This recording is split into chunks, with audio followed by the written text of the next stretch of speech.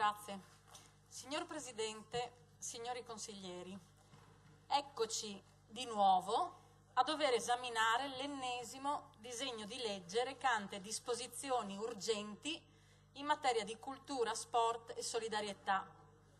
Rinfreschiamoci la memoria ricordando che, solo per citare alcune delle leggi i cui articoli vengono modificati dalla legge che stiamo esaminando, è del 4 ottobre 2013 la legge regionale numero 11 sulla valorizzazione del patrimonio storico-culturale della Prima Guerra Mondiale e interventi delle commemorazioni del centenario dell'inizio del conflitto, nonché norme urgenti in materia di cultura.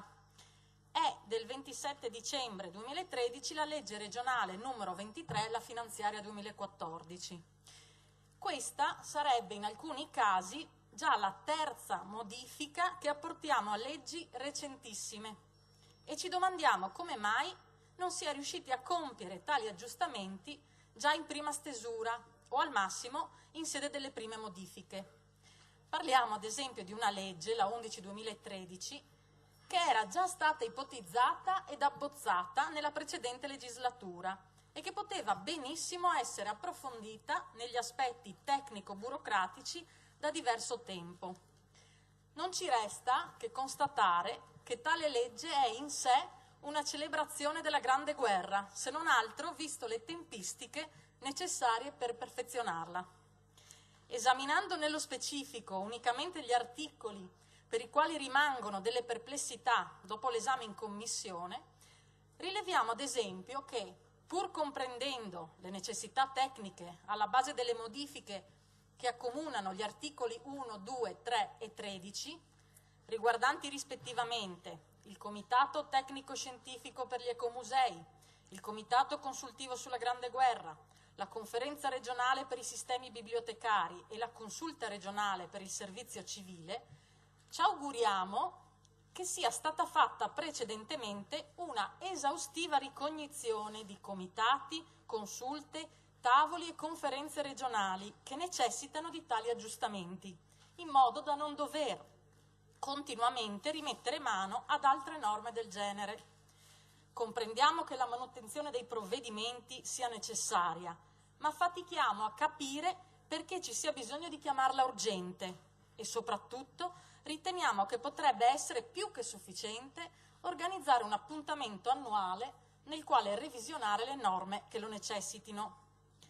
All'articolo 2 si va ad aggiustare la travagliata legge sulla valorizzazione del patrimonio storico-culturale della Grande Guerra.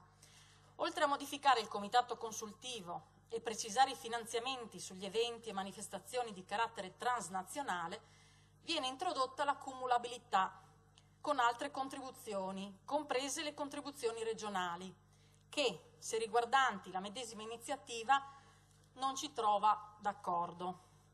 In merito all'articolo 5, dove si va ad abrogare il Comitato per la valorizzazione del sito seriale UNESCO di Cividale del Friuli, stiamo aspettando di capire se il Comitato abbia o meno ragione di esistere.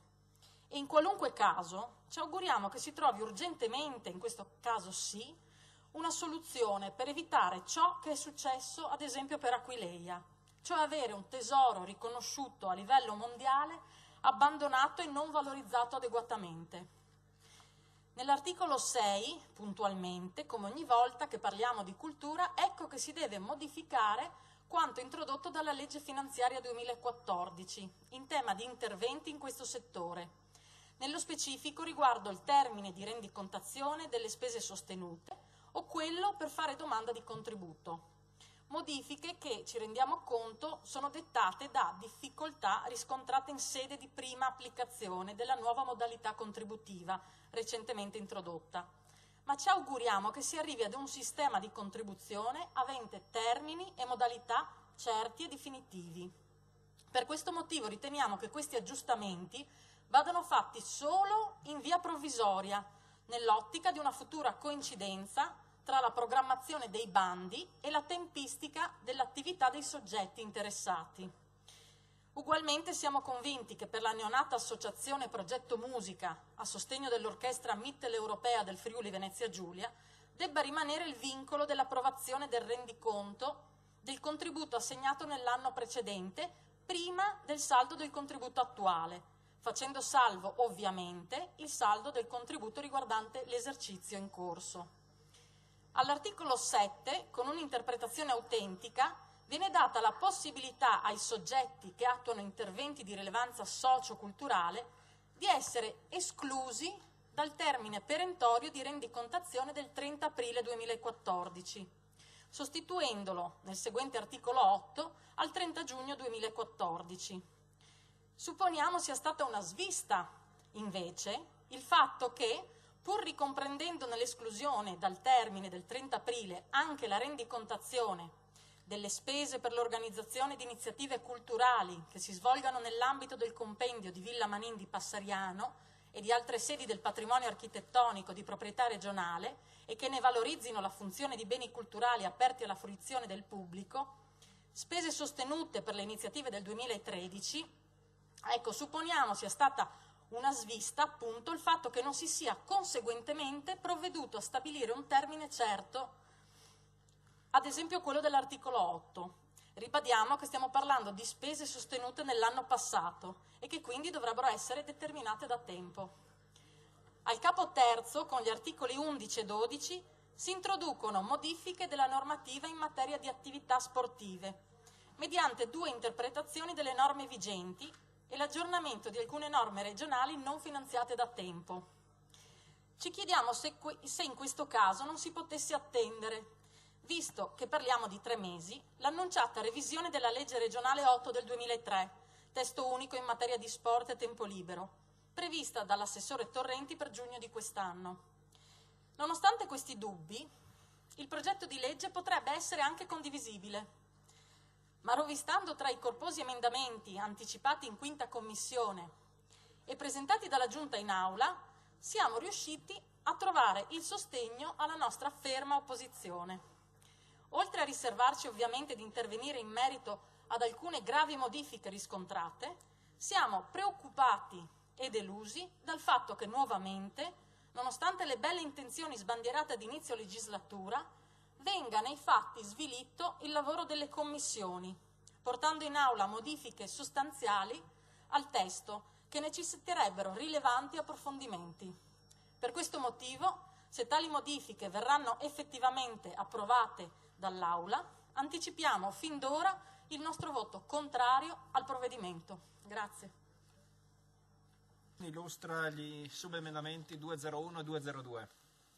Sì, grazie. Allora, il 201 è abbastanza semplice. Quando si fa riferimento alla lettera B della lettera A agli istituti di ricerca e associazioni, noi vorremmo che si aggiungessero le parole senza fini di lucro, per dare appunto contributi ad associazioni che non abbiano fini di lucro. Invece per quanto riguarda il subemendamento 2.02, che va a chiedere la soppressione della lettera C, riguarda appunto, la lettera C non riguarda il cumulo di contributi a cui faceva riferimento l'assessore, ma non applica il divieto generale di contribuzione a cui fa riferimento la legge regionale 7 del 2001 ai contributi relativi alla Grande Guerra.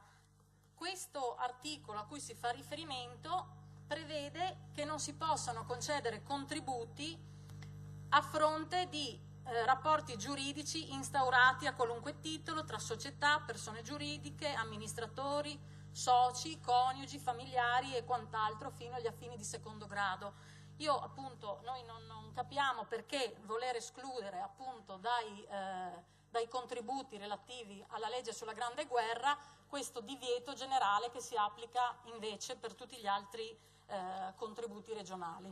Grazie. 6.11 e 6.2. Sì, grazie. Allora, con il subemendamento 6.0.1, con la lettera A andiamo, come avevo già spiegato nella relazione, andiamo ad applicare le spese ammesse a rendicontazione sostenute tra l'inizio dell'anno e la presentazione della domanda in via transitoria solo per quest'anno, perché siamo in sede di prima applicazione della norma, della nuova modalità contributiva. E invece con il punto B sopprimiamo le lettere B-quater, B-quinques della lettera B, che riguardano appunto i contributi eccezionali e imprevedibili che possiamo definire come nella legge precedente come bonus assessore, che avevano un limite di 25.000 euro stabilito per norma, che adesso sopprimiamo e regolamentiamo sia modalità di individuazione sia spese ammissibili eccetera, tutto tramite regolamento regionale fissato appunto dalla Giunta. E invece con la lettera C appunto sopprimiamo tutta la lettera C, perché fa comunque riferimento all'entrata in vigore delle modifiche sopra e all'archiviazione delle domande presentate precedentemente. Per quanto riguarda invece